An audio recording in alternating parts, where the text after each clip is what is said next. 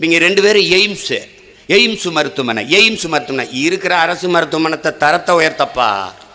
என் பிள்ளைய காயம்பட்டாங்க, 6 பேர் போகிறாங்க, ஒரு காவல்துறை தம்பி உட்பட அங்கே போய் பார்க்குறேன். மருத்துவர் வந்து கொஞ்சம் பொறுத்துக்கிறங்க சார், நிறைய பேர் வந்திருக்காங்க சார், ஆனால் ஆட்கள் குறைவு சார், கொஞ்சம் கொஞ்சமாக தான் சார், ஒவ்வொருத்தராக தான் சார் தையல் போட முடியும், ப்ளீஸ் சார்ன்றார். பாவமாக இருக்குது. 2 மருத்துவரை வச்சுட்டு அவ்வளோ பெரிய அரசு மருத்துவமனை கேவலம்.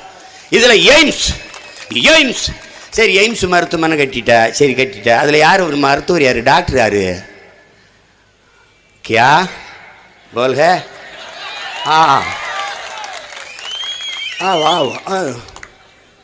அவன் நோயாளியார் எங்கள் அப்பத்தா.